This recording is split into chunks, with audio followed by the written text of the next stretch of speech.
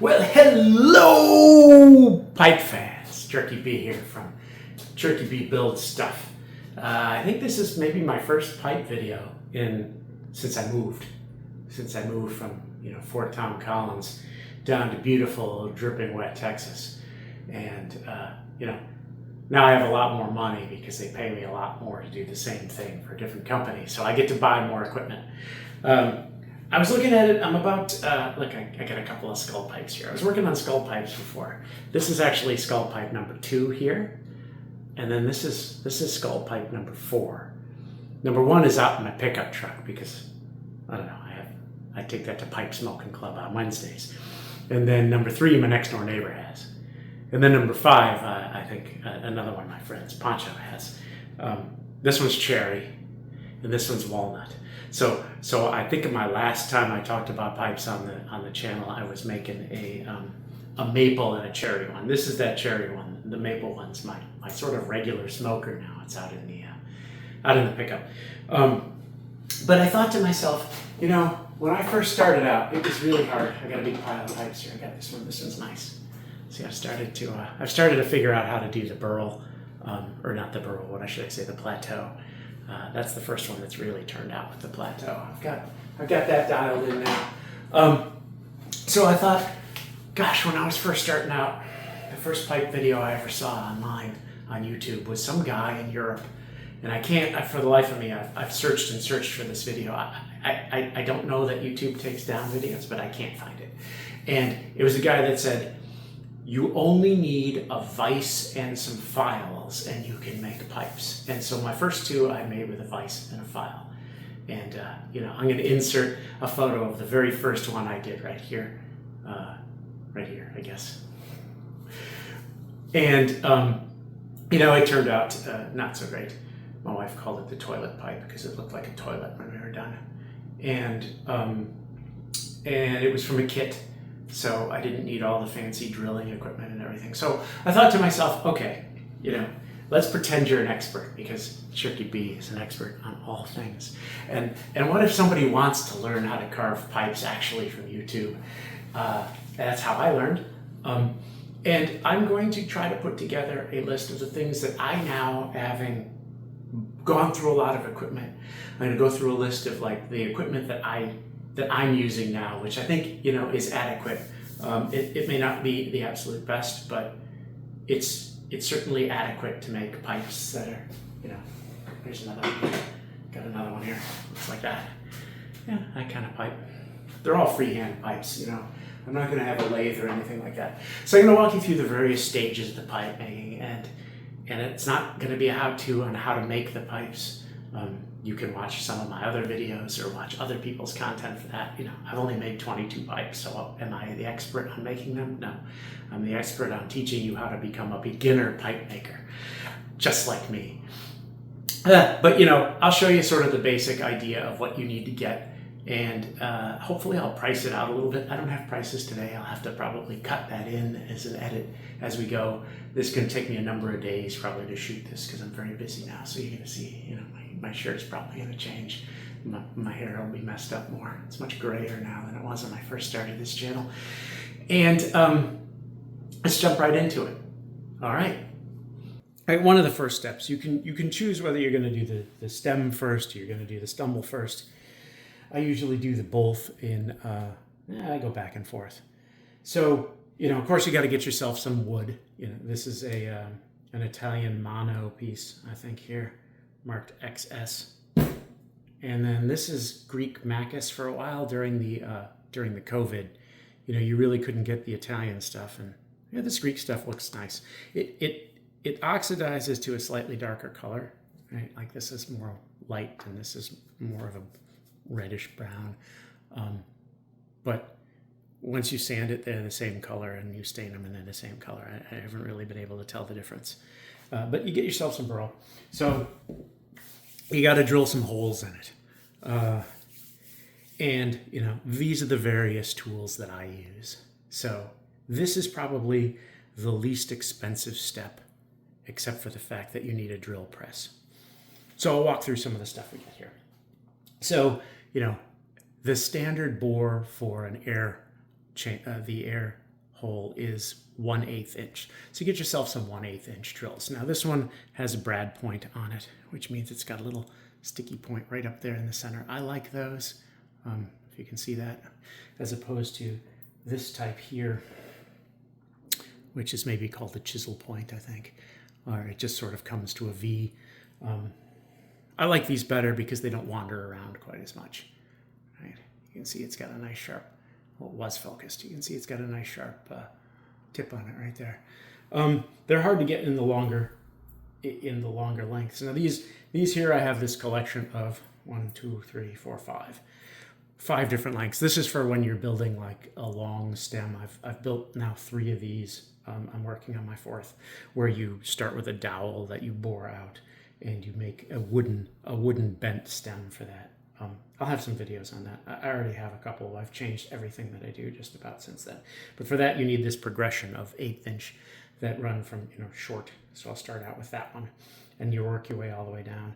These are like called aircraft extension or bits. These are Bosch's, and they come in like sort of this length and that length, and so you buy a bunch of the long ones and use a hacksaw and cut them to length. We'll get back to that one in a second.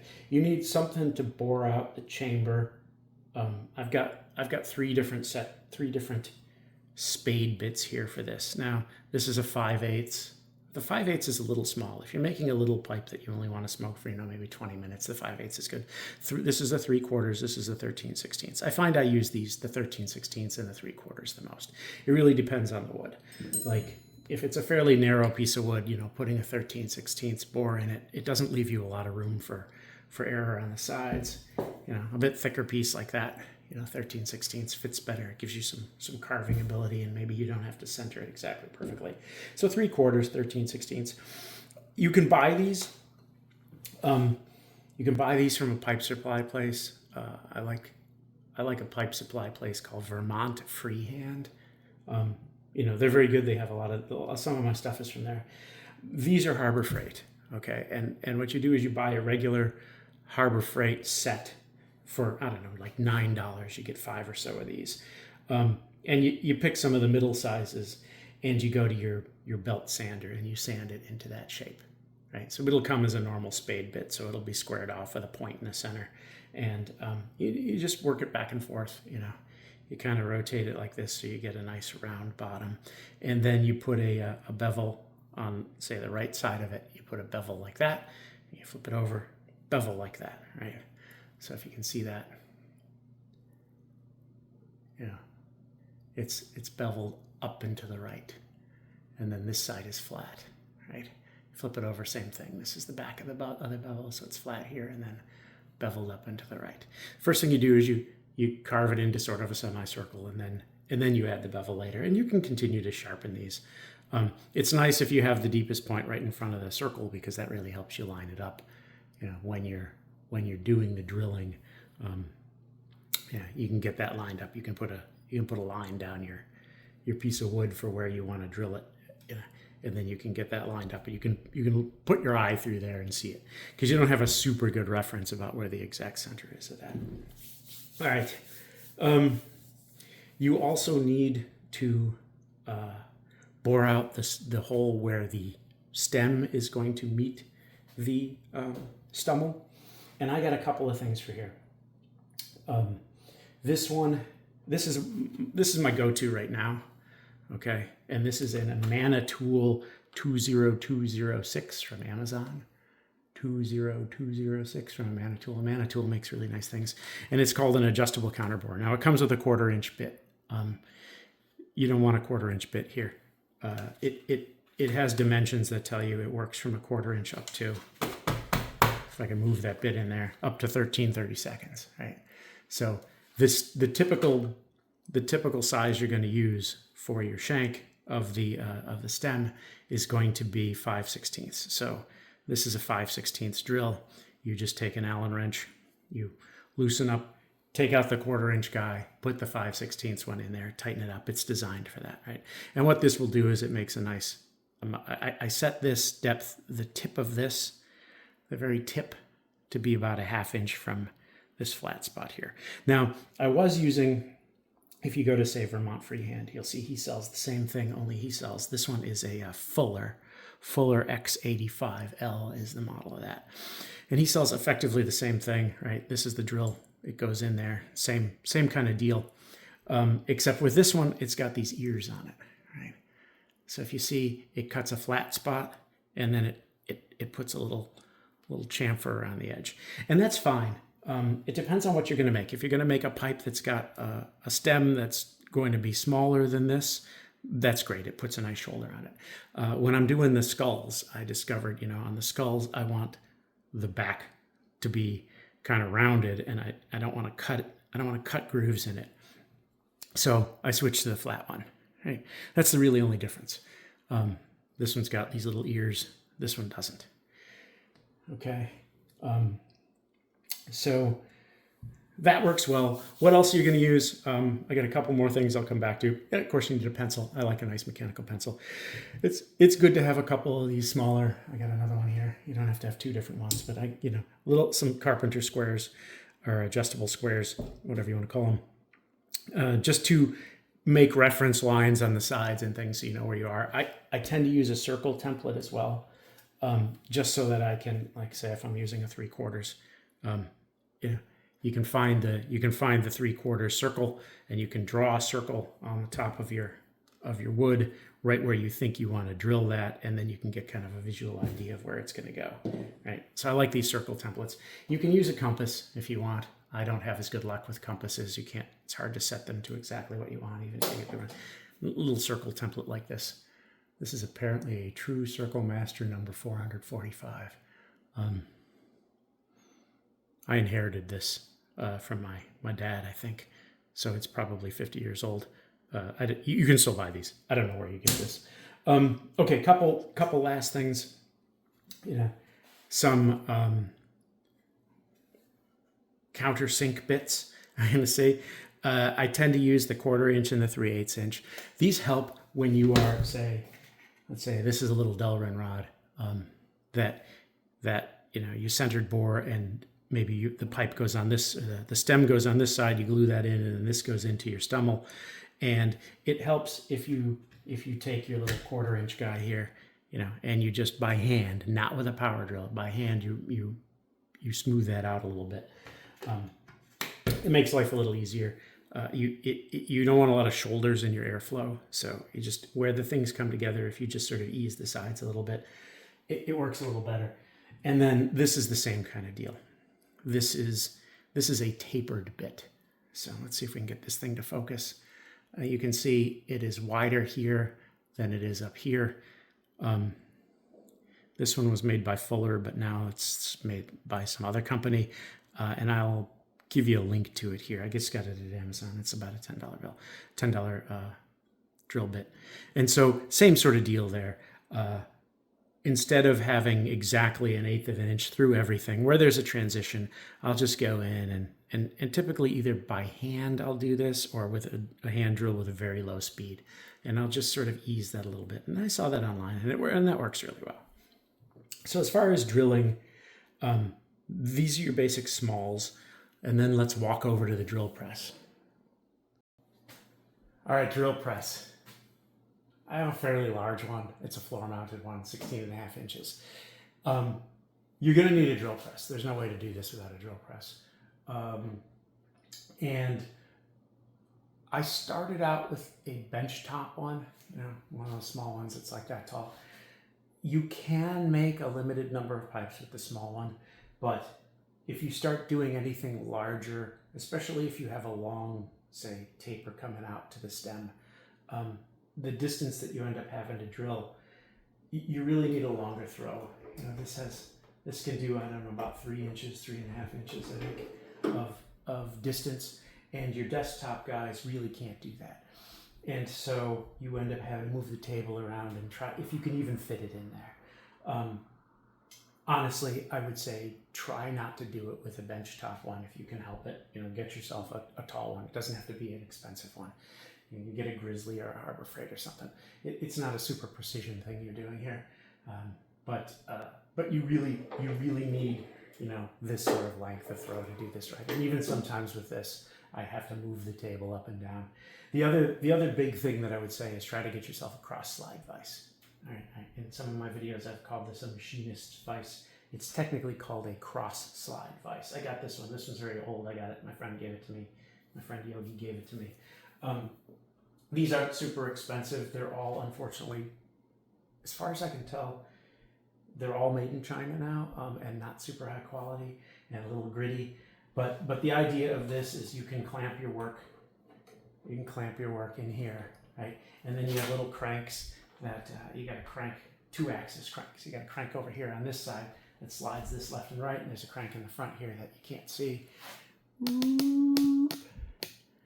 It's missing the handle because the handle used to bang into the drill press, and my buddy took the handle off, and then he lost it before he gave it to me.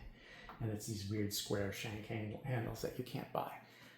So I use vice grips on that one. But this one lets you move forward and backwards. You can lock it in place if it's working. This one's pretty sloppy, but life is so much easier if you have a cross slide vise, because there's times where you have to drill, especially when you're drilling the bowl out and you want to see if you've hit the air hole. And you really can't see down because you can't get your head over this thing. Banging your head in here, you can't see down. And the air compressor trick where you push the air compressor and see if the chips blow out kind of works. It gets you close. It shows you when you break through, but you can't tell when you've broken through and gotten quite to the right distance. So this is really nice that you can have it set up and you can just give it 5 cranks and look down it and then give it 5 cranks back. There's little index marks on it so you know where you're going. And you can get it right lined up exactly where it was. So you can move the piece, then move the piece back and drill again in the same spot. And then finally, I think maybe the first step, it's going to be this guy over here. So let me slide us over this way.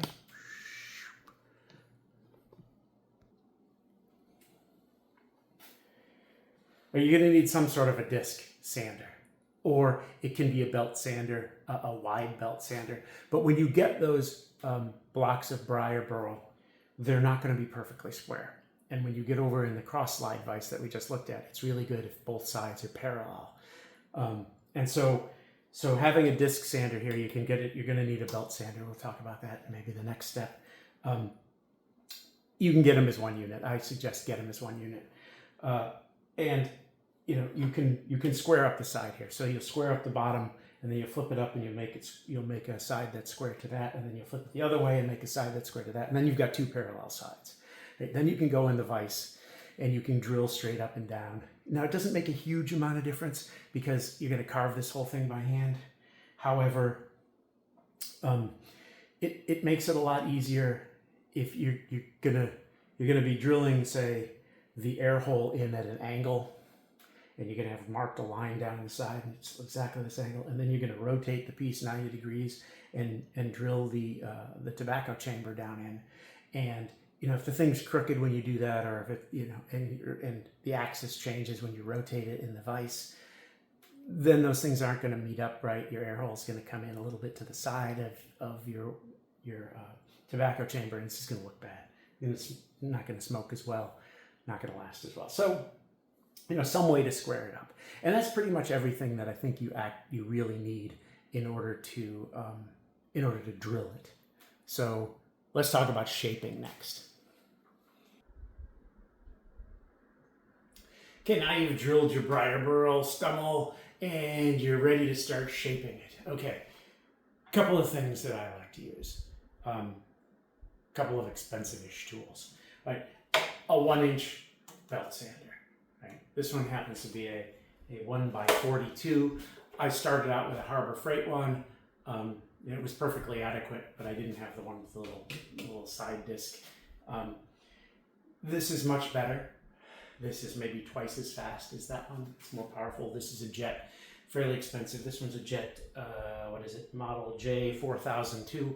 I have an unboxing video of this, and everybody hates it. If you read the comments, everybody complains. It's nice. 120 grit, right? You want 120 grit here. One of the pipe videos I watched said you never want to let anything grittier than 120 grit, coarser than 120 grit touch your pipe. And that's for the most part true. You can, I think I have an 80 grit over here on the shaping thing on the side, but once you actually start shaping the thing, anything coarser than 120 grit, and you're going to end up spending a tremendous amount of time trying to get the scratches out. Briar burl is extremely hard, and the grain pattern is beautiful and everything, but my gosh, getting the sanding scratches out is a nightmare. So 120 grit, 1-inch belt sander. You need some sort of dust collection for that. It's going to produce a prodigious amount of dust. This one happens to take one of these, what's this, a 1 1/4 inch fitting, so to 2.5. So shop vac style. I'm just using a 5-gallon bucket with a dust stopper from Home Depot going into a nice stainless steel rigid shop vac. Whatever you want. Some sort of shop vac with some sort of cyclonic dust collector is great for this. Not super expensive.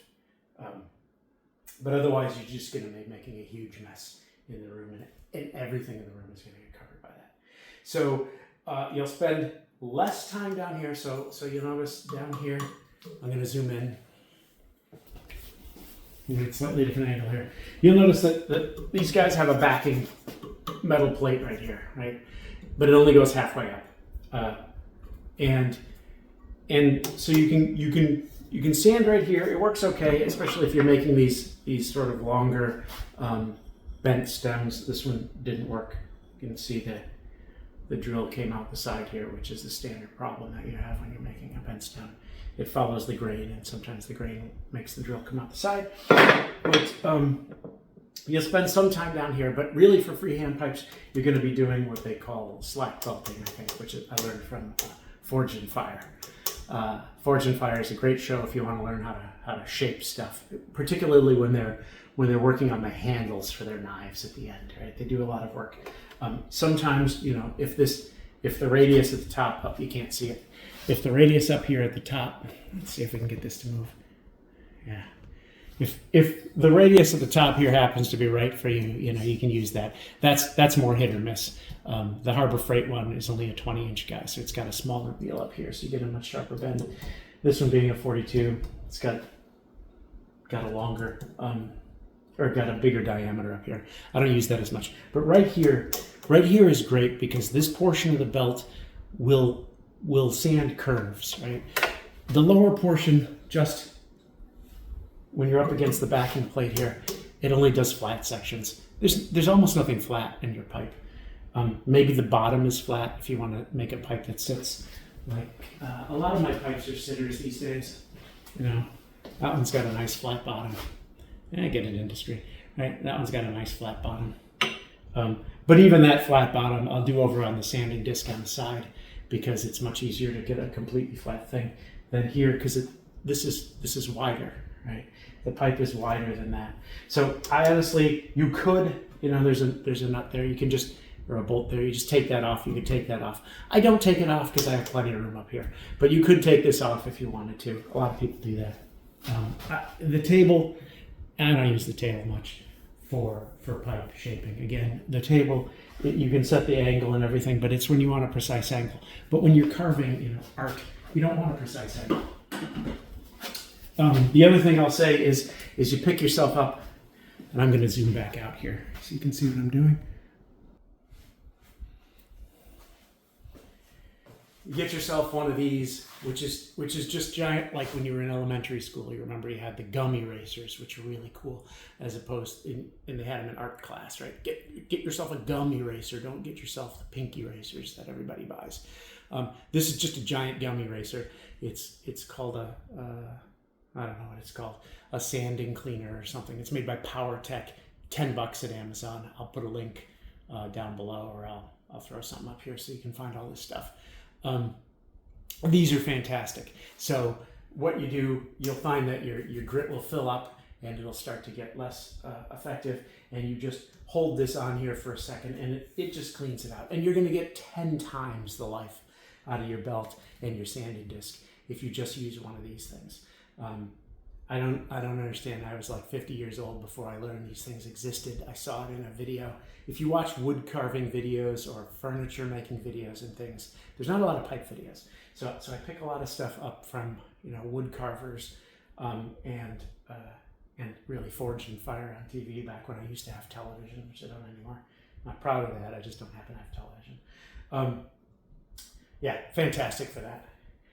Okay, the other big nasty tool. I'm going to pause here and walk across the room. Okay, big expensive tool time.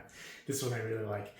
You don't need this, but I got this for free with Amazon points. So if you get the Amazon Visa card, you know, you can get really cool tools like this that you don't need.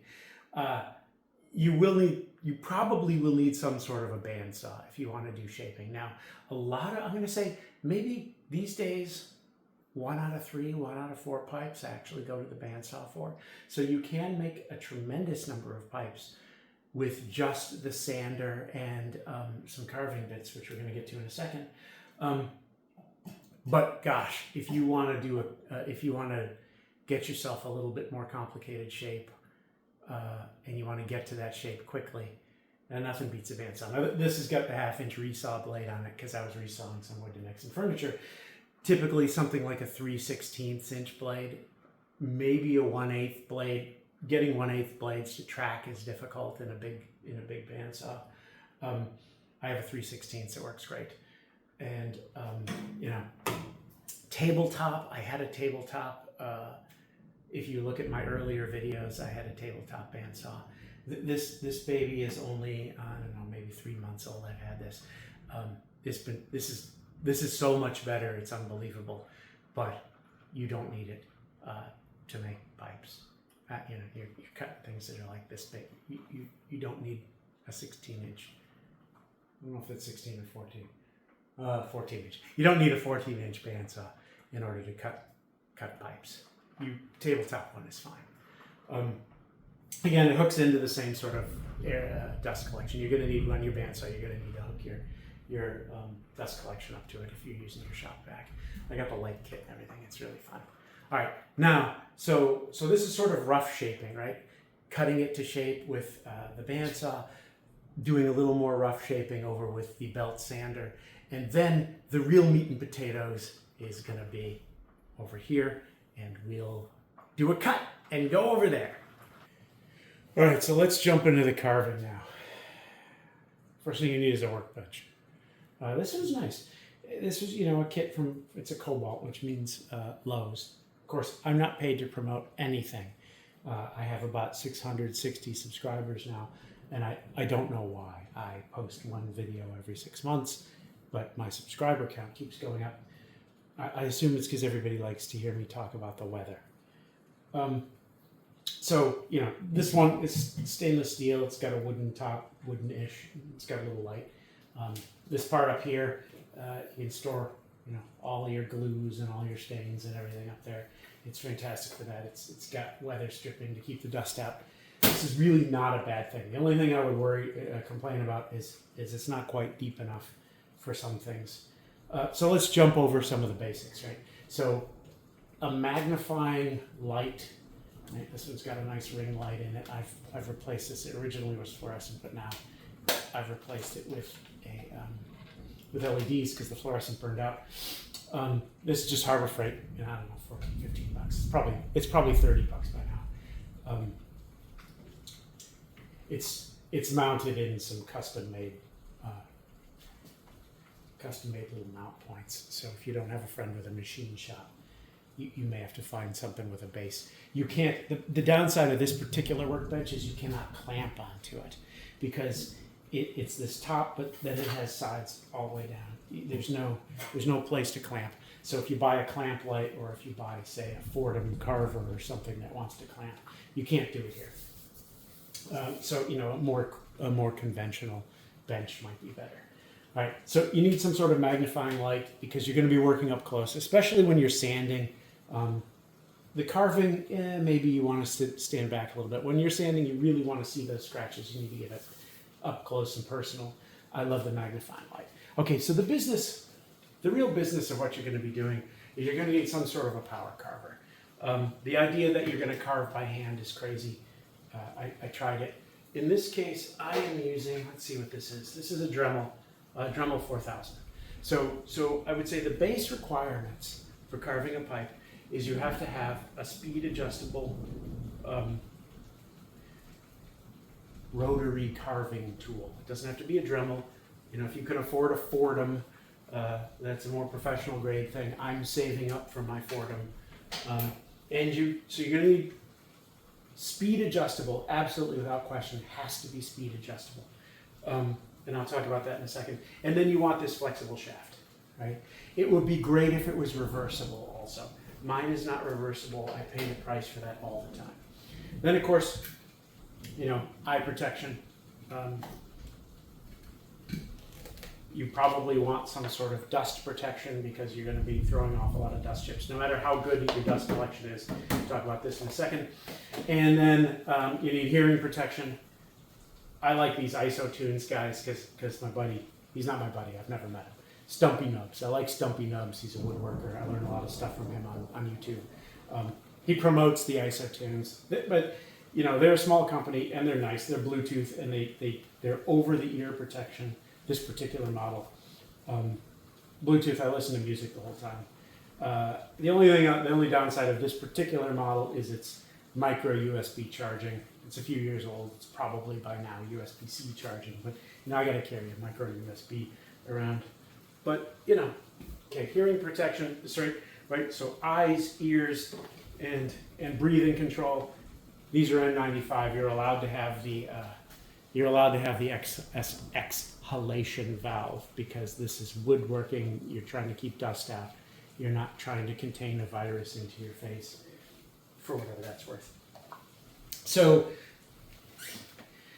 dust collection. I've tried a number of things. First I built, and I have it down here, let's see if I can grab it up.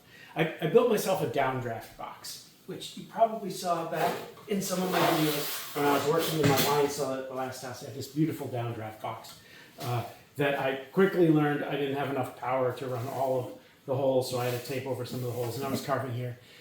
This absolutely does not work, even though I have a very expensive, I have like the top of the line rigid shop vacuum. Can't say shop vac, but absolutely without question, this is inadequate for what we're trying to do. You cannot go with this. Now, if you had, say, a real dust collection system, maybe an Oneida, one of the Oneida systems, a Gorilla or something, maybe that would work. It doesn't work with a shop vac. Just forget about it. Don't even bother. I've recently switched to one of these. This is a PSI woodworking DC 725. You'll see these, it says DC 725 right there. You'll see these things on YouTube a lot. A lot of the woodworkers use them. I saw it first, I think, on Cornelius Creations. I like Cornelius Creations. I've learned a lot of carving techniques from him. He does mostly custom tomahawks, it looks like. So, you know, the nice thing about this, you got a few PC fans in the back. It's not super loud. We'll turn it on. Make some noise as it spins up. It's not super loud, but you're still going to be wearing your hearing protection because the Dremel is going to get really loud, or the rotary carving tool is going to get really loud. It uses a 10 by 20 by 2 inch filter. This is an aftermarket filter, so there's always some question of do we have to buy the filters from PSI Woodworking? Because you can get this on Amazon, but you can't get the filters on Amazon from the same company.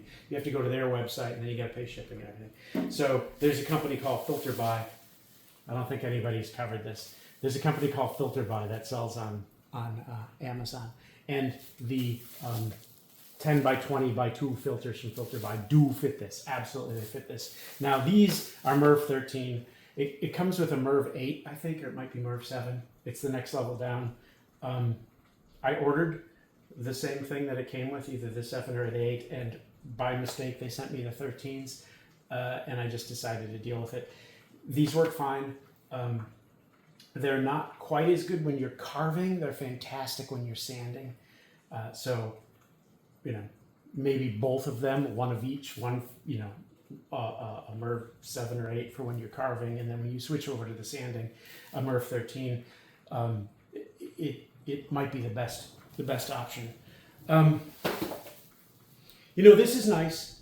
These are polycarb. They're not acrylic, so they give you some amount of eye protection. I would still recommend wearing, you know, your eye protection, because God only knows you're leaning around. Also, I tend to chatter on this.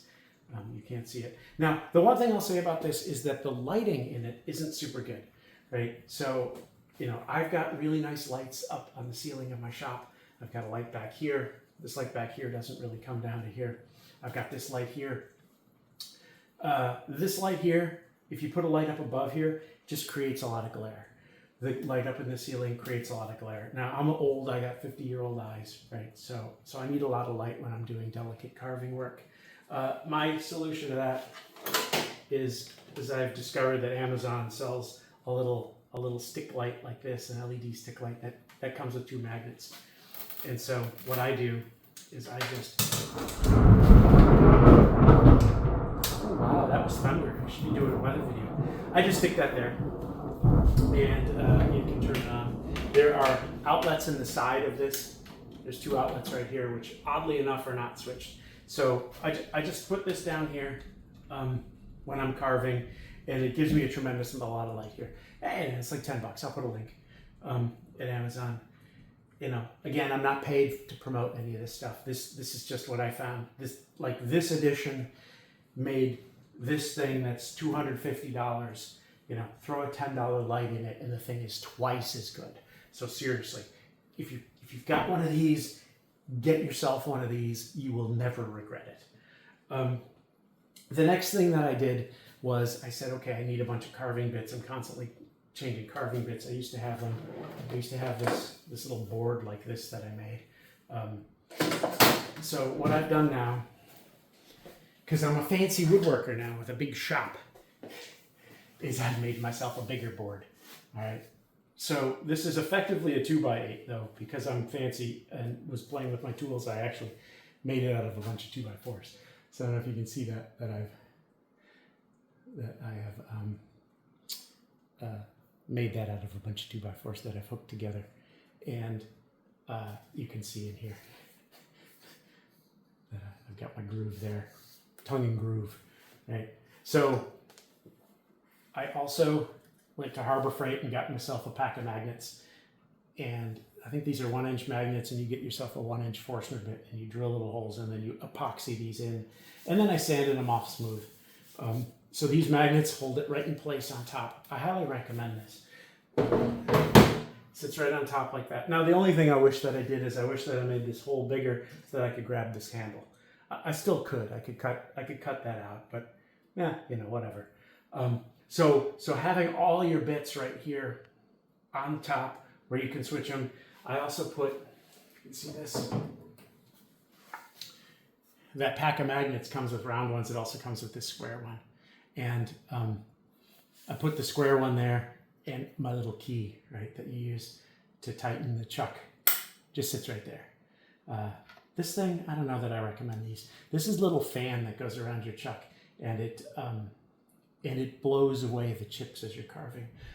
It's nice, but what I found is I get in close with it, and when it touches the wood, it creates a little carve in the wood, a little scorch mark or a little semicircle that I then have to sand out. So I don't actually use that anymore when I'm carving pipes. Now, I have a ton of types of bits here. So we're going to zoom in, and I'm going to walk you through which bits I think you want to get and which bits I think you do not want to get. Now, keep in mind, this is like all my Dremel bits, right? So you know, when you buy a Dremel, it comes with these ridiculous carving stones and cut off wheels and stuff. They're all here because, gosh, this is a great place to keep your Dremel bits. All of these aren't used for carving a pipe. So I'll walk you which ones I think you need for carving a pipe and which ones you don't want. I've had some hits and misses here. So let's set up, and I'll walk you through these. All right, I'm going to be picking a few of these up as we go and talking about them. So the meat and potatoes bits are these carbide carving bits. So something like this, they usually come in sets. All right. This set I got at Woodcraft. I think it's a Wood River. They sell these on Amazon also from many different, no-name Chinese brands very cheaply.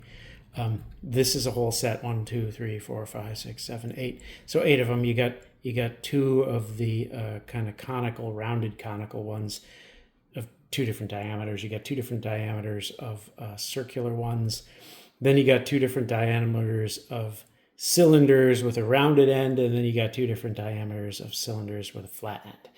Never use these, right? You do not want these ones like this, right? That are squared off at the top, right there.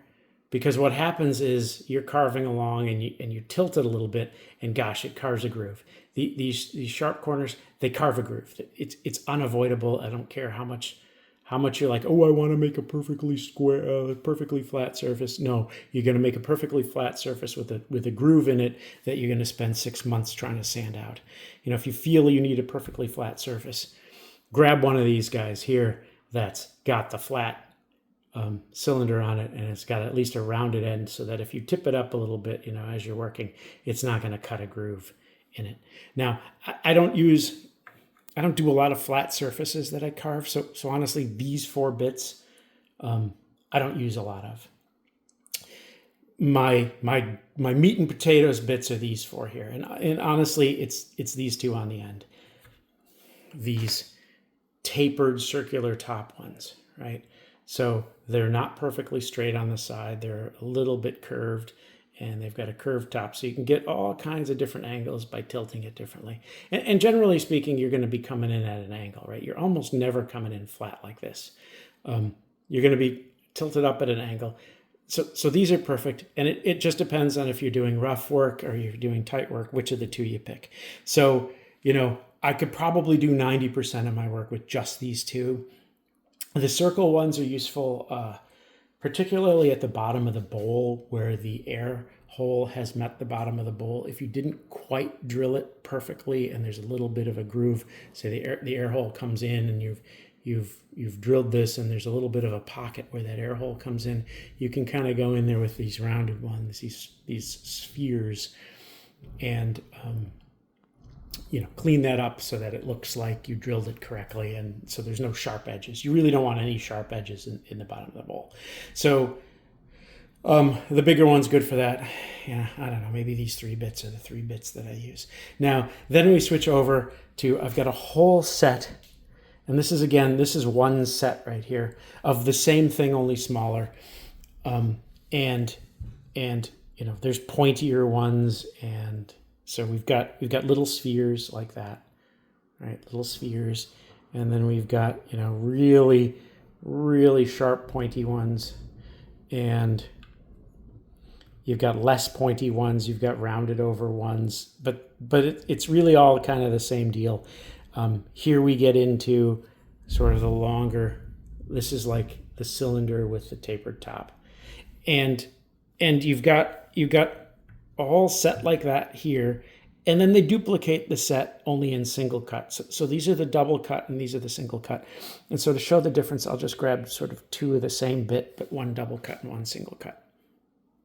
And so what you see here, if you look carefully at the grooves, is the single cut is just a spiral, right? It's a spiral in one direction, just like you'd see maybe on a drill.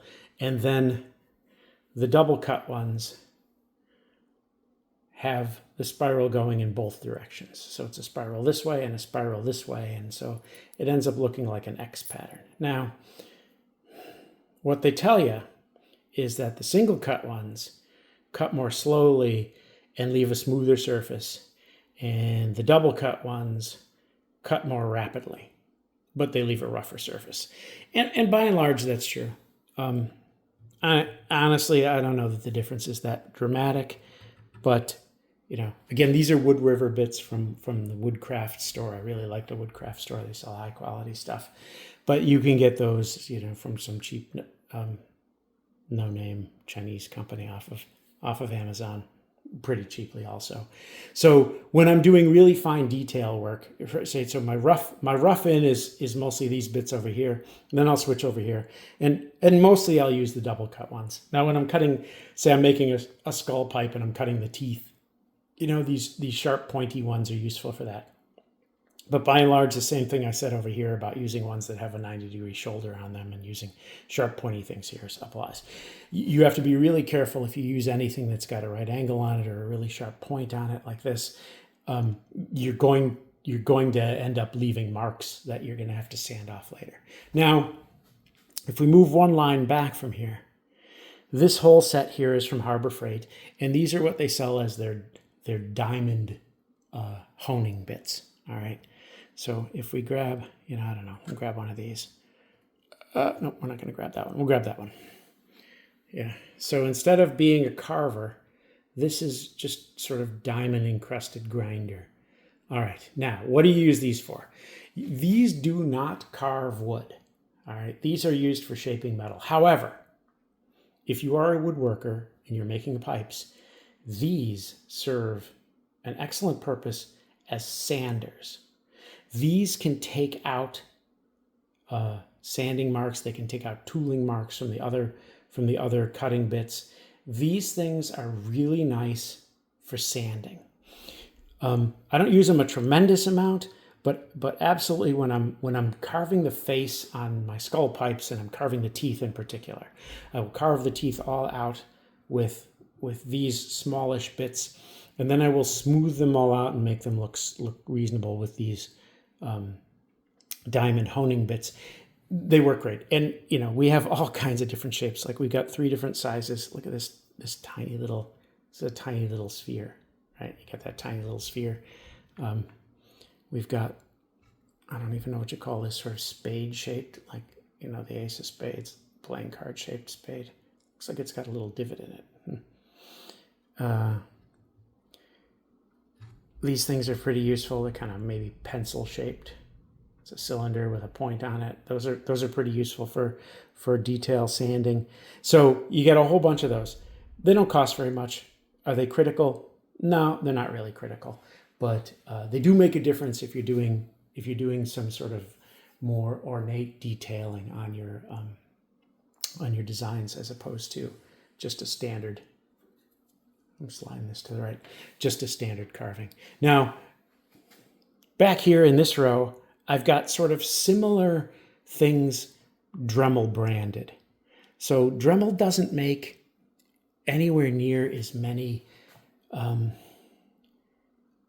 as big a variety of carving bits. So I highly recommend you pick up a set like this from, say, go to the woodcraft store and get some wood rivers, or go on Amazon, rather than buying these sort of individual Dremel bits. But so I'll show you. Like, Dremel makes these cylindrical carvers, right? And this is pretty much the only one they make.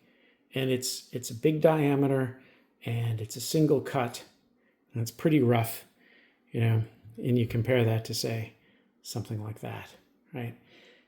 This is a lot more useful than that. Same thing when you come to the tapers, they make this, right? It's useful, but it's too short. These guys are just too short. They don't have enough cutting surface. And you grab the similar thing from maybe here. You go, gosh, I got twice as much cutting surface here. I can really shape a lot better with this than with this.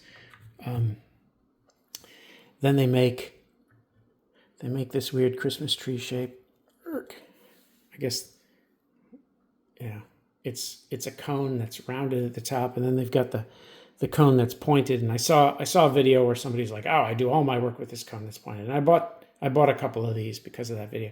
Now these are horrible because these guys here, not only do you end up with lines in your work from the point here, you get lines in your work from these guys back here. And it's true with all these Dremels that are really short. This back shoulder here is riding on your work most of the time and leaving lines and grooves, and you got to sand all that out. So I would say, that whole row, stay away from those guys. The same thing with this next row. Now I have really mixed feelings about this next row. This row is I spend a ton of money on these bits. These are really nice bits. This is a brand called Kutzall, Kutzall. They're great, right? These things are great. And these are what's called burr cutters, right? Because there's a whole bunch of really wires that are just exploded out from the center, covered in grit. This one's a fine and this one's a coarse. And they're expensive. And they really hog off a lot of material. Those are the circles or the spheres. We've got these are an interesting shape. I got this. I'm only going to pull one of them out because they're the same thing, but they've got this sort of weird shape. I forget what they call this, but it's like a spade shape. They're great, and for a while I was using these. They've got a long cylinder here, a cylindrical one. They have a Christmas tree one. Can't get that out right now. So when you first drill these, they're pretty tight, and then as you use them, they come in and out better. But yeah, see, it's a huge amount of cutting bits there. The problem with these guys, they make very rapid progress. They're a little limited in the shapes. They're very expensive. One of these is, maybe you get this whole set for the cost of two of those. They also leave a tremendous amount of deep scratching. So there's a lot of work to do with sanding and shaping and everything, and smoothing after you get done with a Kutzall bit. So though I love them, they're great. They're great tools. They're high quality. They're not what I use anymore for pipe carving. Now, these are just wire brushes and things which came with the Dremel kits, so just ignore those. We don't use those at all. The other things we use are the sanders, right? And they're kind of over here. The vast majority of this side here is just stuff that I have because I have a Dremel.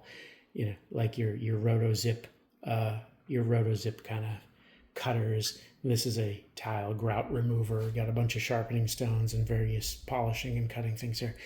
Ignore all that, and it's these sanders in the middle here that matter. Okay. So these flap wheel sanders are a godsend, and honestly, the Dremel ones are fantastic. This is 120 grit. They sell this in a couple different grits. Again, 120 is the grit size you're using for all of your sanding. Just like I said over at the belt sander. So you can get 120 grit Dremels. This one's been used a lot. So these are the exact same model. And it's just, this one's been used a lot and this one hasn't. So they wear narrower down, right? They just get smaller and smaller, but the whole thing works until eventually it gets small enough that you're pretty much out of the flaps. But these little flap wheels are fantastic. They're expensive though. The Dremel brand ones are expensive. So I said, okay, I can get 1 million of these from Amazon for the cost of one of those. And this is just some, no-name Chinese brand. Size 31.5 by 10 by 3.17. And these are also, they also claim to be 120 grit flap wheels. These appear to be a grit that's coarser than 120, but not a lot coarser. I'd say it's probably more like a 90 to 100. They don't wear as well. These are also not reversible, so they don't have grit on both sides. I don't know if you can get that to focus. So you can see if you look at it this way, you can see sandpaper, but if you look at it that way, what you see is the backing. So if you're using like a Fordham or something that's reversible, these don't work. These only spin in one direction. The Dremel guys have the grit on both sides, if I remember correctly. Oh no, they don't either. Oh my goodness. They don't either. So these are one directional, unidirectional.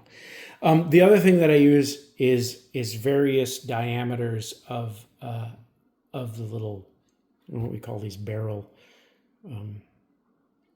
sanders, right? And you can buy the genuine Dremel ones, and you can buy the Chinese knockoff ones, and you can get 1,000 of the Chinese knockoff ones for the price of 1 or 2 of the Dremels.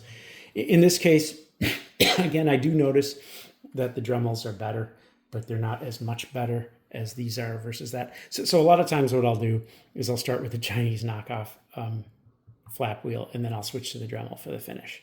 And that seems to be a good balance because you can save a ton of money by using these guys. You don't get as good a finish. So switch to that one right at the end. Different diameters. Now these guys here, these narrow diameter ones, the thing you have to be aware of is they use a different arbor. So this is a narrower arbor. And so I have, back here in the corner, I have some arbors that are for different diameters, right? Your Dremel will come with 3 different diameters. Most of them I think are 1/8. I believe these are all 1/8. This is the next size down from 1/8, 3/16 maybe. No, 1/8, 3/32, whatever. It's the next size down. And then there's a little teeny tiny one that I don't have anything that fits. But so I don't do a tremendous amount of these, but it is very useful when you have sort of a more traditional pipe and you've got the bowl here and then maybe the stem is coming out there and you've got that little neck region where the bowl and the stem meet and you end up having a hard time carving in there and you end up leaving little tool marks. You can get in there with a narrow diameter sander. So that's very useful. Let's see. I think that's all I have to say about my Dremel bits. Okay, so now you've finished your 6 to 8 hours of carving and you are ready to begin the final sanding. So here are the things that I use. There's a kit that you can buy. I got this at Woodcraft. I believe, again, it is a Wood River kit. I don't know whether Wood River is actually owned by Woodcraft or not, but you can find similar things. And what it is it's a series of different thicknesses of foam pads, and then a bunch of these different kind of radius sanding pads. There's a big round one there, a small one there, right? You got a medium one there. So all different radiuses of circles here, and then some of these have. You can see like this one has an angle on it. This one has a point, comes in on both sides. I think one of them says round. It's rounded off at the top. That one's squared at the top. This one that I like to call the TIE Fighter. I don't know if I should call it the TIE Fighter. It's not the TIE Fighter. This is a Battlestar Galactica thing. This is like the colonial, what do you call it? I forget. Yeah, it's rounded. It's squared at the top. Kind of got a couple of different things here and a little bit of a scooped bottom here. These are all really cool for just getting in there. I tend to use the thin one, and I don't know if this is the thinnest one. I dug it out. So some sort of backings. I picked up these sand it things. I think I got these at Rockler. I have both a Rockler and a Woodwork. They're both 45 minutes away from me here. Back when I was in Fort Tom Collins, I had a Woodworks that was like 5 minutes from my house, and then I had to drive all the way to Denver, like an hour to get to Rockler. Here, I'm like on the southwest side of the city, and they're both way up on the north side. One's in the city, one's in the suburb, but 45 minutes to either one, so I have to choose. But these sandits are long tubes with grit on the end. I use these. I would say they've always been disappointing to me. And again, I'm not paid to endorse this stuff, but I'm not endorsing these. They're okay. What I find is very, very little grit. Almost always wears out before I've completed it. And you can really see the difference between like the fine grit, which is this one. Maybe you can't see that. Let's bring a light over here. There we go. We'll get some light on this. So, fine grit here and medium grit there. And the medium is a 120 to 180, and the fine, it says, is a 400 to 800, which is really quite a wide spectrum. These guys in particular tend to wear out extremely quickly. Like it seems like there's just sort of one very thin layer of grit glued onto there, and it wears out. So not a good value, but sometimes you need them. Then, you know, you're going to start at 120 grit sandpaper. I recommend buying more expensive sandpaper than you would normally buy. I like this 3M no slip stuff. It's got kind of a rubberized backing, if you will, on it. I have it in 180 and I have it in 220. 180 is a grit that like you can't find at Home Depot or Lowe's or Ace or anything. I had to get that. I had to mail order that. It's pretty expensive.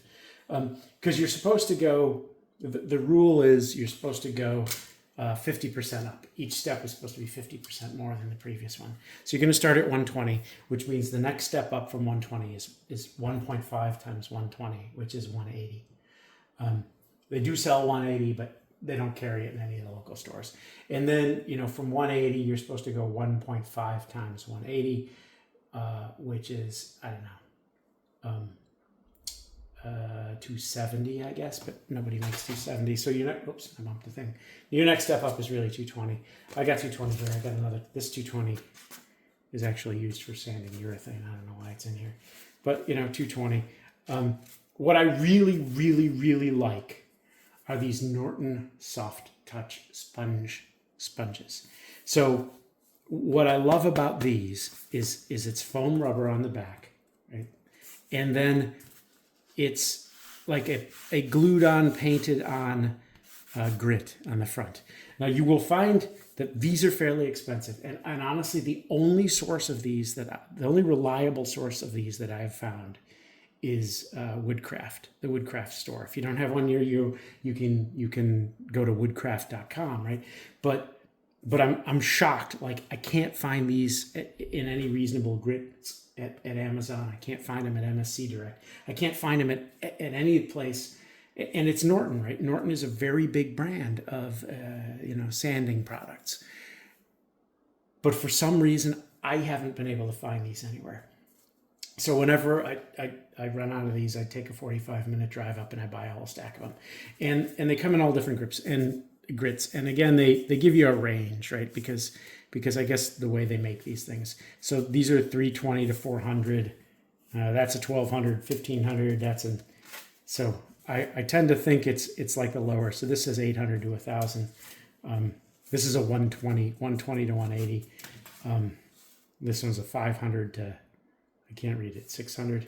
I find if you take a Sharpie and you write the grit on there, the little grit here becomes really hard to read.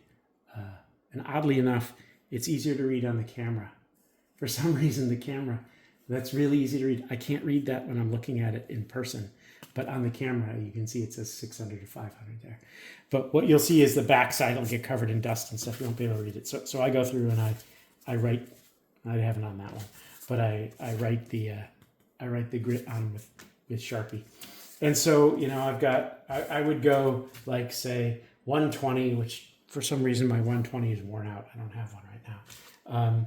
Yeah, that's a 220. 120 to 180 to 220. And then, you know, I might do the 120 with, that's why. That's my 120. Duh. Yeah, I'd start with 120 here, then I'd have to go to 180 and 220 because I can't find these in those grits. Switch over to 320 here. Then it goes 400, which is a paper one, back to 500, 800, and 1200 to 1500. You're going to end up at the 1200 to 1500. And I have like gotten, you know, you buy automotive grade wet dry sandpaper that's grittier or finer than 1200 to 1500. You're just wasting your time at that point. So, you know, you're going to sand and sand and sand. And my God, you're going to sand for a long time. 50% of your time making the pipe is going to be sanding if you're doing a good job. Maybe not 50. 1/3, at least 1/3 of your time is going to be sanding. Okay.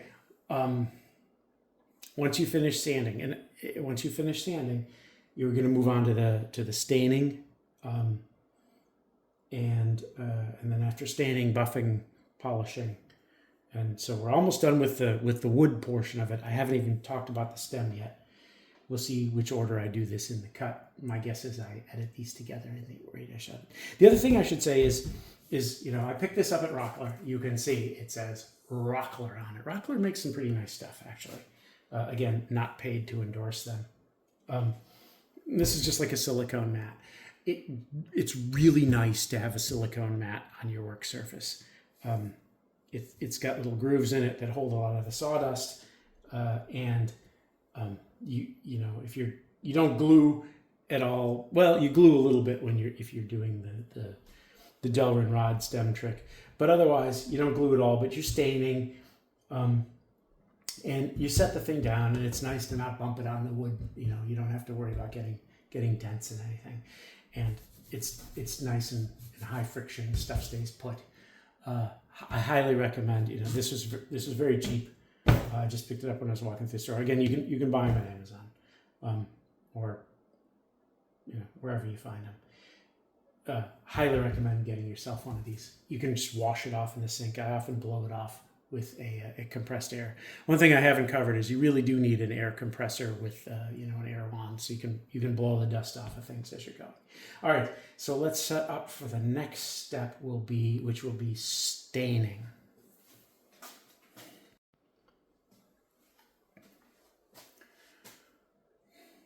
Okay, we've finally finished our sanding. You know, I'll talk about how I do this in some video where I walk you through actually how to make a pipe. I have a number of those already. Other people do that are much smarter than me, but or more experienced than me. But you know, we're walking through equipment today, not technique.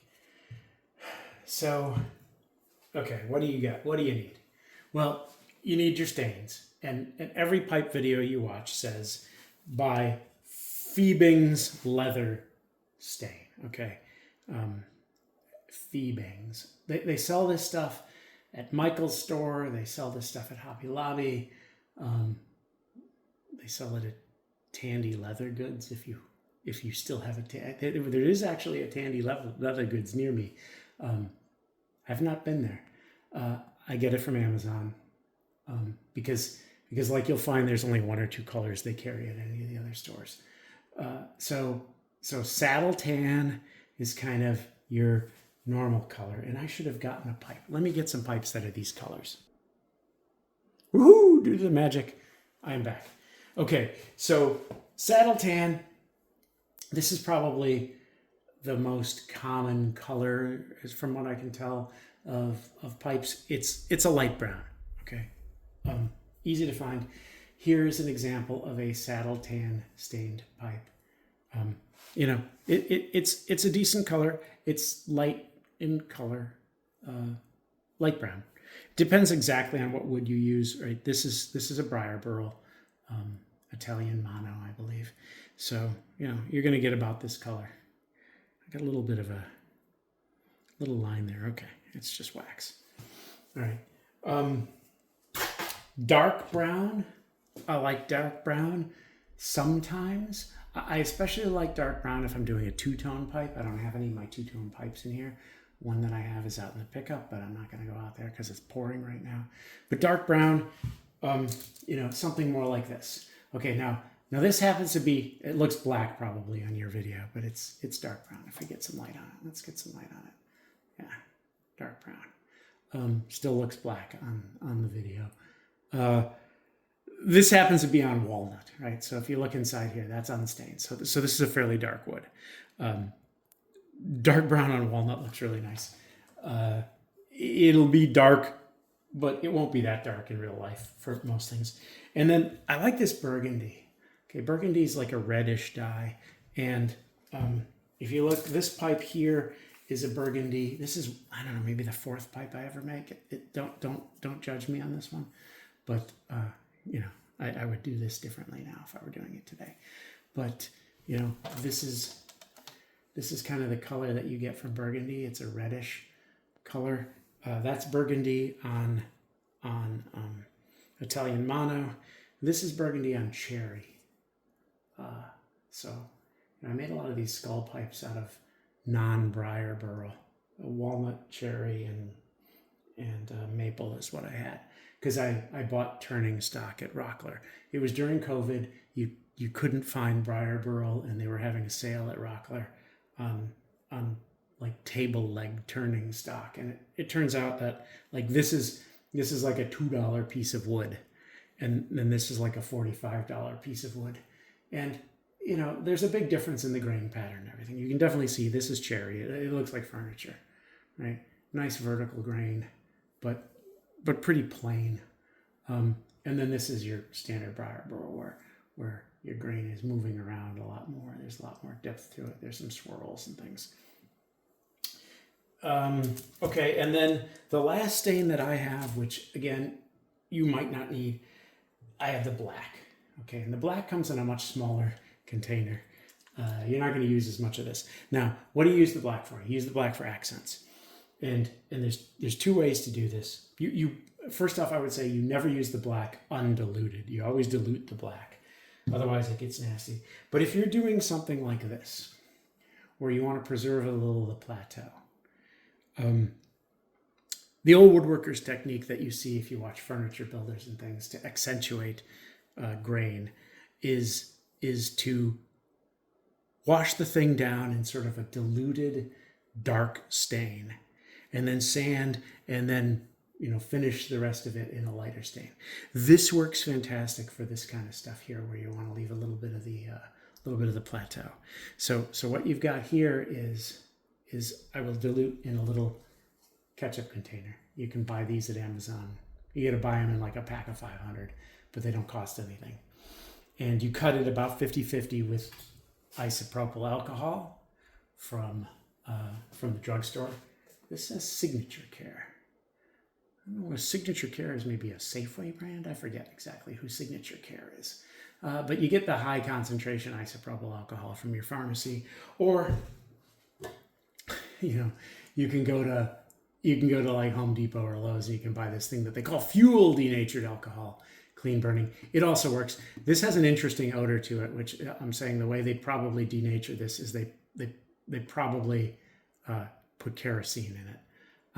I'm not quite sure how this is denatured. This does not smell like isopropyl alcohol. Like everybody knows what isopropyl alcohol smells like, because every time you get a shot at the doctor, you get a shot at, you get a whiff of that. This totally doesn't smell like that, but it works fine. These are all alcohol soluble, right? One of the things with the Phoebings dyes is they're alcohol soluble. So, you mix a little bit of isopropyl with that, and you do like a black wash here before you've completely finished the rest of it, before you've sanded the rest of it. And then as you sand the rest of it, all the bleed through on around. So black is really nice for an accent in the background there. And then when you buff it, the high points the black will buff off, and you'll get a really nice depth. I don't know if that comes through on the camera quite as well. It looks really good in real life. So those are sort of the basics, chemicals. Wax paper. Wax paper is nice because you're going to spill it. You can see I've got stain in my wax paper. Nitrile gloves, even though it's not furniture stain, it will still stain the heck out of your hands. So some nitrile gloves. It doesn't seem to be super toxic. I'm going to say it's rubbing alcohol with powdered minerals in it. So I don't think there's anything super toxic in here. It's not like a furniture stain that's maybe mineral spirits based or something. I will often use Q-tips as my applicator, or what do we call these? Cotton swab things, if they're not Q-tips. These stains will come with this thing, a little wire with a poofy thing on the end. What I found with these is, unless you spend a lot of time cleaning them out, these are sort of a single use kind of thing. And yeah, you go like 20 pipes. One of these bottles is going to do like 20 pipes. I've never refilled a bottle, or I've never had to buy another bottle. That one's pretty close to full. That one's half full. And that one's half full. Yeah. You're going to get 20, 25 pipes out of a bottle. And these are kind of single use because they crust all up, unless you want to spend a lot of time cleaning them. And I would say don't spend any time cleaning them. Get yourself a box of Q-tips, 500 Q-tips for $1. Also, I will use a couple of fancy craft brushes, and you should buy decent craft brushes. You shouldn't buy these at Walmart. You should go to Michael's store or Hobby Lobby or something. and get yourself some craft brushes. I've got a long, skinny one here, and I've got a wider, flatter one here, and those work great too. Particularly this one, you have to keep a little thing on it so it doesn't get bent.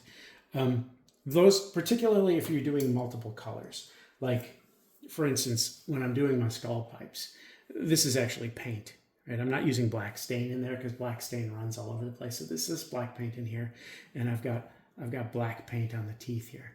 And so this pointy guy here is how I'll do the teeth. And you do the teeth, but you'll still slop it around a little bit. So then you kind of sand it. So if you're doing any sort of carving that needs a different color in it, I've done vines and things on some pipes. You want to get some paintbrushes. Otherwise, you don't really need it. Okay. The staining's not too hard. Historically or traditionally, I would say you try not to stain inside the bowl. It always bleeds a little bit around the top. You can see that it's bled down just a smidge there. You can't tell, because once you smoke it, it's going to look like that, and nobody's going to care. But if you decide to sell these or something, people look at that and they go, "Oh, look at this! This was a good job," or was not a good job. You can also go back in here with some alcohol and try to clean it out if you've slopped, if you've made a mess. Happens sometimes because nobody's perfect. This one here, it kind of bled down quite a bit, so I ended up having to do a ways down there. All right, so there's your stain. Next step, polishing. I'm gonna have to move over a little bit for that. All right, the polish. Very last thing you do after you've stained it and you've let the stain cure overnight. We're gonna polish. We have polish and we have wax. So this is a Central Machinery 1/2-inch arbor, 3,450 RPM, 6-inch buffer. Again, I'm not against buying Harbor Freight stuff when the price is right. So this buffer, it comes with a couple of wheels. These are replacement wheels. I've worn through the wheels. These are extra wide wheels from Amazon. But the wheels are all standard. You get 1/2-inch arbor wheels. The stand costs extra. This stand is really garbagey in that it wobbles all around. I've tried not to let it wobble. But it's got a little tray here. And I got three things here. All right, so I've got 2 types of polish. This is a red ruby polish, and this is a white diamond polish. And then I've got pure carnauba wax. It even says carnauba. I don't know how you pronounce it. Wax goes on this wheel. I put polish on that wheel. I used to use always white diamond. Now I've mostly switched to the red ruby. The red ruby leaves a little bit of pigment. Most of this pigment that's on this wheel here is actually the stain rubbing off, because the stain polishes off as you polish it. But it's a little bit coarser grit. And I don't know, I find it works a little bit better. I got both of these in a kit from Harbor Freight, along with some polishing wheels that go into your drill press. Now, just throw away the polishing wheels that go into your drill press, but this happens to be a pretty good price for these 2 blocks of polishing compound. And, I don't know, these will probably each do 100 pipes. So, polishing, waxing. I wrote on them, I've written, you can see it says polish on here. This one says wax on it, so that if I ever forget, I know polish goes on the left, wax on the right. I think left to right, so you start with the polish, then you move to the wax. So I don't actually read those, but for whatever reason, I write it on there. It's pretty cheap, works pretty nicely. Okay, and then, so all I've got left to talk about is the stem. And that is a long discussion. So let's see if we can get through that tonight. So we've made ourselves a stummel, meaning this wooden part, and now we need to hook a stem onto it. So what do? there's two methods to do this, which I'll talk about in a second. But first, you need a selection of stems. I get my stems from Vermont Freehand, the same place that I get my wood when I'm using briar burl. I think the guy's name is Steve that runs that. Excellent place to get stems and briar burl blocks. He's got a lot of the tooling and stuff. This is from there. Yeah, his tooling maybe is a little expensive, I would say. But, you know, you can support the guy. It's a nice local business, or a small business, I should say. I guess it's not local. So there are many, many stems. These are all the vulcanite stems. He's got vulcanite stems. He's got acrylic stems. I have never worked with an acrylic stem. I only buy the vulcanite stems. And I like to have a bunch around. So you need to get yourself a stem. Then you have to figure out, how am I going to attach it into the stummel? So there's two ways to do this. One is what they call the Delrin rod trick, which is how this one here is done, and how this one here is done. And what you do is you take yourself a Delrin rod, okay, and this is acetal, because Delrin is just a trade name for a particular brand of acetal. So you get this acetal rod. I like to get mine from MSC Industrial, whose website is MSC Direct. You can also get these from Vermont Freehand at about 40 times the price. So this is a pack of 8 1-foot guys, 5/16. 5/16 is our normal diameter, and that's also, you know, the drill that we put in here yesterday is a 5/16 drill. This is the same tool we had yesterday, right? So you drill out the stummel with that, and you can drill out the stem with that. So that's how this one is done. These guys come unfinished. I don't think I have another copy of that stem, but let's pretend it's this one. They come sort of clamshell molded, and there's molding lines where they don't line up. They come in really bad shape, and you have to somehow make it so that this will fit into your pipe. These are all non-standard sizes. They tend not to be even cylinders.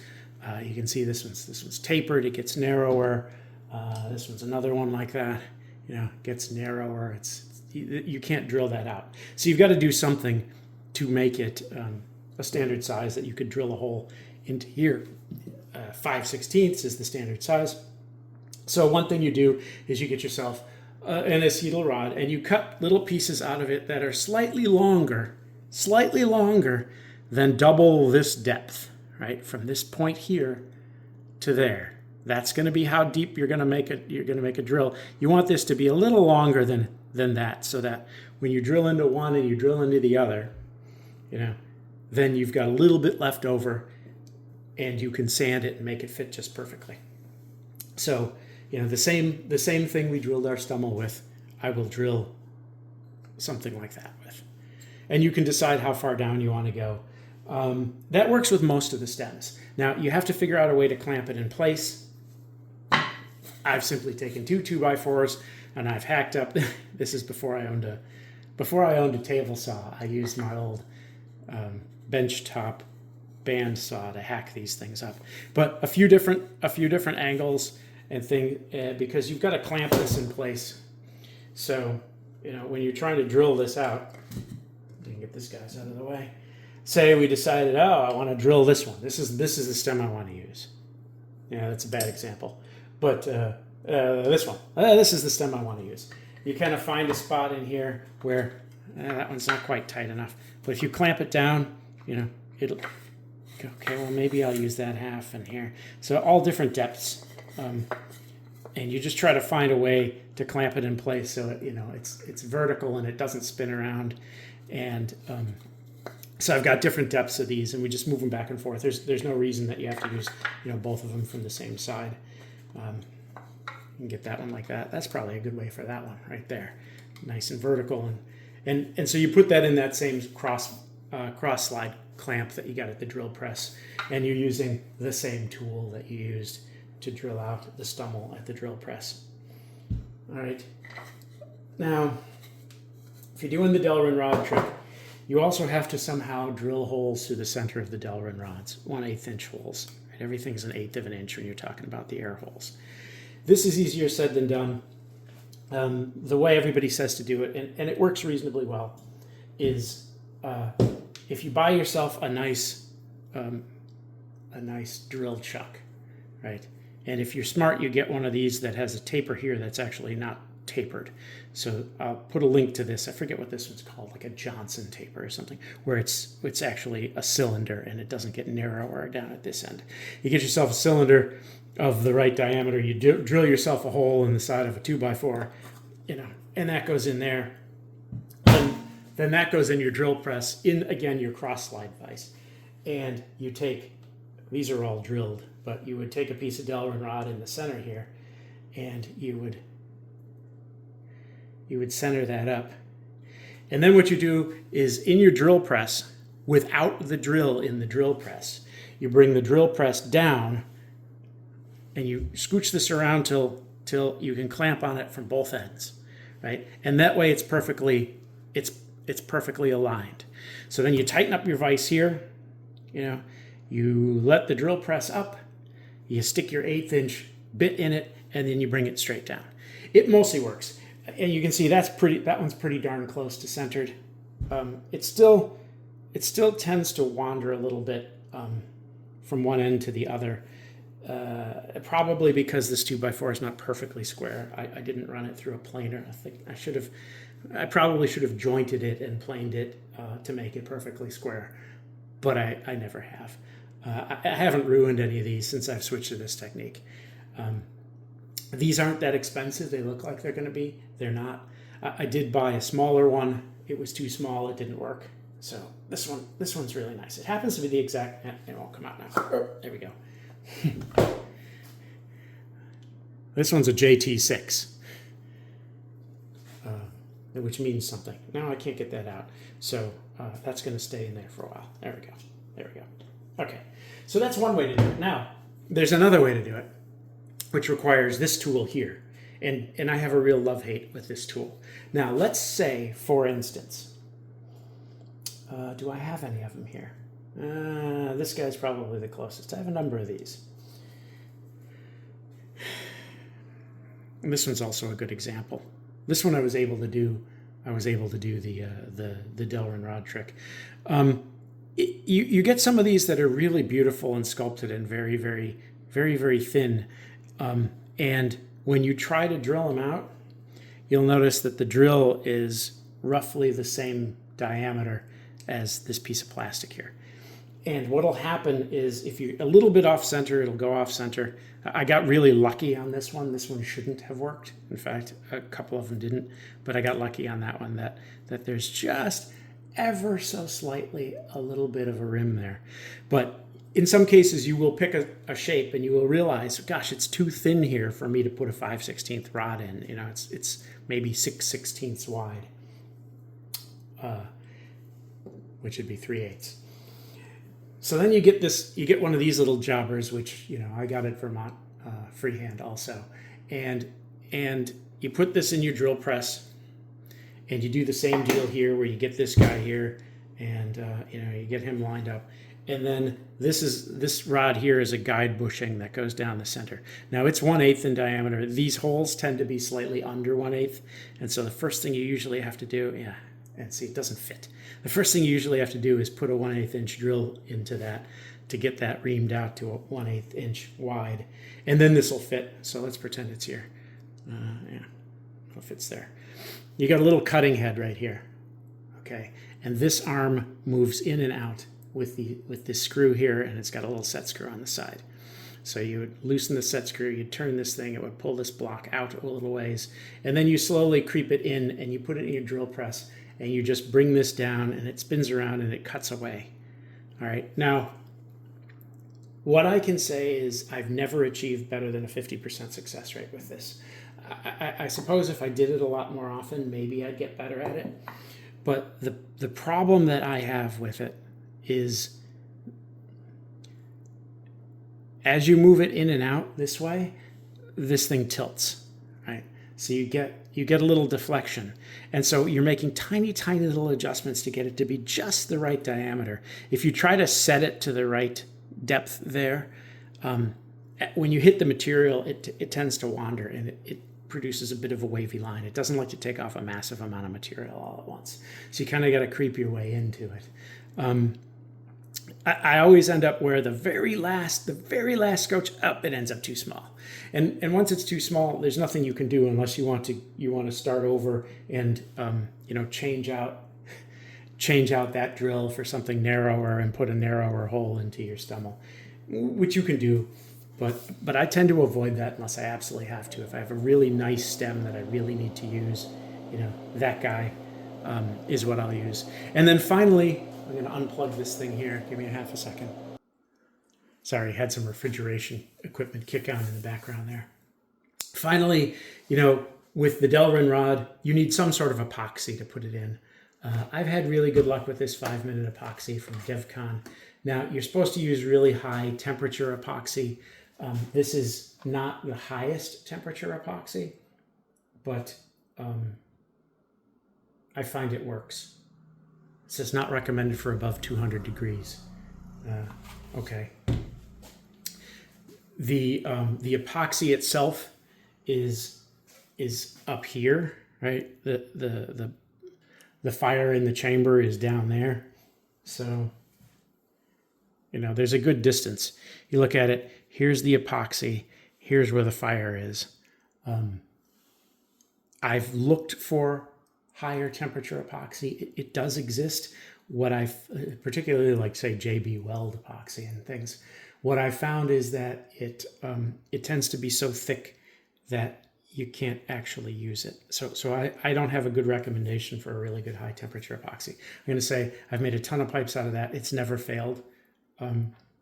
Just make sure you scratch. Just make sure you put some vertical scratches in the part that's going to go into whatever you're gluing it to, into the stem. So, you'd scratch that up, because if you leave it shiny, it doesn't like to hold. So you can use 80 grit sandpaper I've also kind of gouged it up with a knife. Either way it works. You just got to give the epoxy something to hold on to. And then you just put a little dab there and stick it in, and you run a pipe cleaner through it so that it doesn't fill up the hole. And then finally, you're going to need to bend the stem. You'll notice, pretty much every pipe, unless you're building a straight pipe, if you're building one that has any angle to it, you pretty much always bend it. It's trivial to do when you're buying the vulcanite stems. It may be a little harder with acrylic, though acrylic bends pretty easily also. I just use a regular heat gun. This is, some cheapo heat gun that I've had for 30 years from Home Depot. But any electric heat gun will work. And it 1 minute on the heat gun, maybe less, and it bends just fine. And then you just dump it in cold water to set it. And that's pretty much everything you need to do your stems. I didn't put out the 1/8 inch drill bit that you needed to bore these out, to use that tool. But other than that, that's the whole 9 yards. Okay, and that's all the tooling you need to make a pipe. So now I'm going to pull out some other stuff, some optional stuff that I've given a shot and maybe I'm not as happy with, or that I don't use regularly, and we'll just talk about that. All right, here's some more little specialty items that maybe you need, maybe you don't. I used to start all my videos of pipe making. This is now hard as a rock. Making a model out of clay. This helps a lot, especially if you're working with really small blocks of wood like this. And if you're trying to go for a particular design. Lately, I've been sort of just carving it as it goes.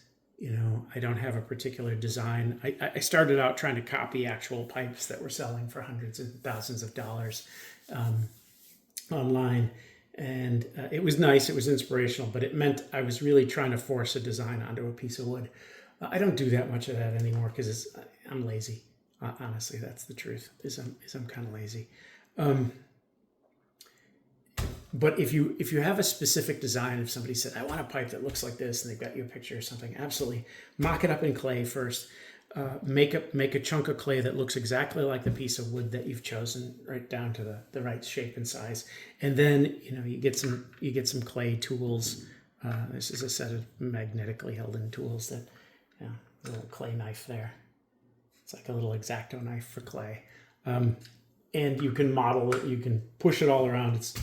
it's way cheaper to figure out your design isn't going to work in clay than it is once you started it on the wood. So, if you're going for something specific, that's important. I should talk about this. This one's a little messed up right now.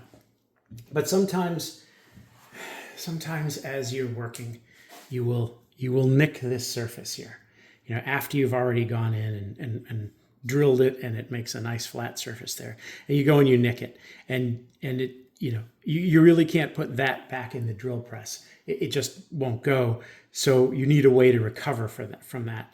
And you take that same exact tool that I've been using all along.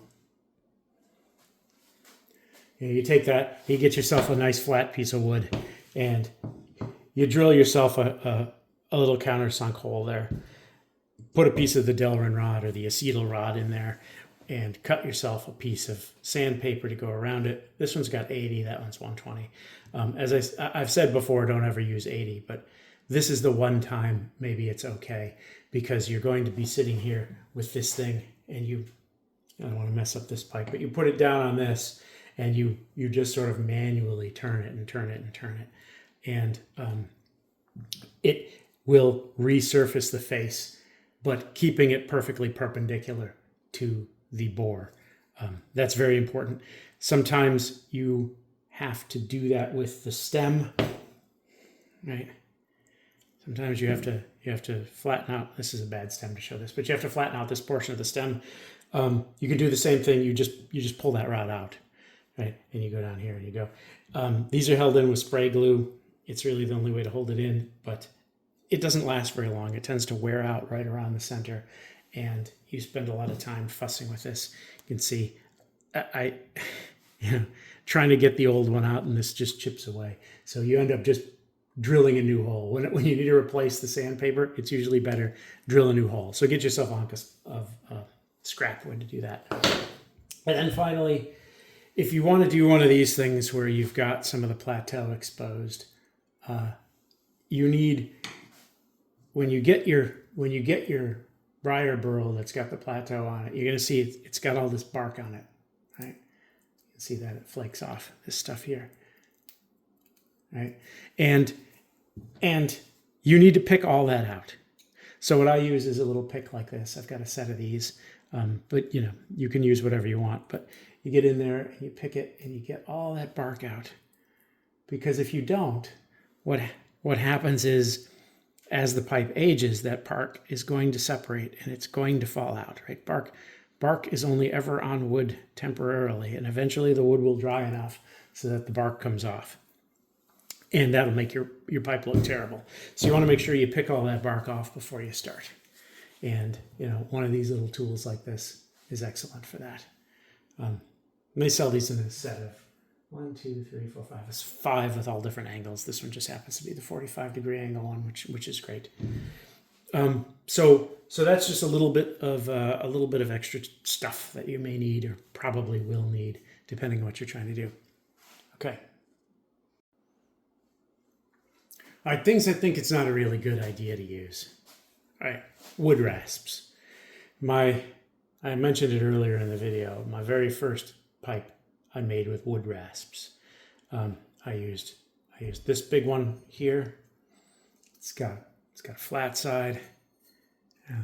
It's got a curved side. It's got a fine side here, which might be for metal, but it seemed to work okay on wood. And then I got a rat tail file. And the theory was that with just those, you could make anything. I also got myself some of these. These are called microplane. These are cool, okay? I mean, you should own these if you work with wood, but not for pipe making. So this one is a square profile. See, so it's got cutters on this side and cutters on this side. It's very much like a cheese grater. And then this one is a semicircular profile with cutters around there. And this, every now and then I use one of these, and every time I do, I regret it, because it just leaves such deep scratches that you spend your entire life sanding them out. Wood carving knives. All right, you're not whittling. I've made maybe one pipe where I try to carve a vine on it, the divine pipe. I think I put up the video of that one. And I tried to use these. The wood you're working with is just too hard. These sort of guys work maybe on basswood. This stuff that wood carvers normally carve on. They carve on much softer wood than briar burl, or I was using it on oak. Just stay away from these, and instead get yourself those high-speed carbide cutters for your Dremel tool. And then lastly, I said great things about this Norton. Let's see, grab one of these. This Norton soft touch sanding sponge. Well, also at Woodcraft, right next to these, they have these, and they come on a big roll with perforations like toilet paper. every 4 inches or so, there's a perforation, and you just tear a whole bunch off, and they're like, I don't know, 10 cents a sheet, and you go, oh, this is way, way cheaper than this. Okay, the problem with this one, all right, so watch out for this, is that this is actually foam rubber on the back, but it's got sandpaper, a piece of paper, sandpaper glued to it. All right, and so what you can see is you get all these wrinkles and creases, and the paper breaks, and it every time you try to mold it to something curved, the paper breaks, and so this is largely worthless. This one, as I said, it's there's no paper, right? It's glued. The grit is glued somehow to the foam, and so you can bend this and you can turn it and everything. And yeah, I got a couple of wrinkles in there, but for the most part, this stuff springs right back, and it doesn't. I know on the camera it looks like really bad. What's happened in these spots here is that I've just sanded in one spot and I've worn through. This isn't a brand new one, but believe me, I tried to switch to this because this stuff is an order of magnitude cheaper, but it's terrible. Stick with something that is flexible and isn't foam backed paper, but is instead a sponge that has the grit right adhered to it directly. All right, and I thought I was going to have more than that, but it turns out I'm actually using almost everything I've ever bought. I've upgraded a lot of equipment. I'm on my second belt sander. I'm on a much bigger drill press. I'm on my much bigger bandsaw, and I guess I got rid of my downdraft box. But other than that, it's been pretty successful. Okay, and that brings us to the end. I'm still having a good time. I'm in my 20. I don't know. I said 22 pipes. I think it's maybe 24. I got to go count again. I'm in my low 20s in terms of how many pipes I make. I have a full-time job. It's not making pipes, so I bang on a pipe maybe once every 6 weeks these days. I got my wonderful workshop made.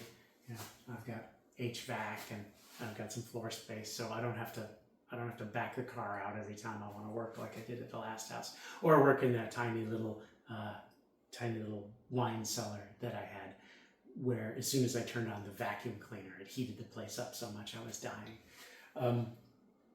It's really conducive to having a good workspace, right? But the problem is once you have a big workspace, then you start buying all these big tools. I got a big router table and a big bandsaw and all this crap, and so you fill it up and you end up standing in a very small spot anyway. I hope you enjoyed this. I'm going to try to put up more pipe making videos as I go. Put up something on how I changed my technique for how I bend the stems when I'm making a wooden stem, because that stem bending stuff is it gets a lot of hits. In fact, of all my pipe making videos, that one gets hit all the time, and none of the other ones really do. So I've changed that a little bit. I'll probably put up something on that, and we'll stay in touch. All right, Jerky B from Jerky B Makes Stuff, not Jerky B Whether or Not. That's my other. That's the same channel. That's my other playlist where I talk about the weather. But anyway, Jerky B Makes Stuff. Jerky B Makes Pipes in this one. Hope this was really helpful. If you have any questions, go ahead and drop them in the comments. I read all my comments. I try to respond to them all, but I'm falling behind. Somebody asked me about glue recently, and I don't know the answer, so I have to screw around with that a little bit and figure that out. But anyway, until next time, Jerky B out.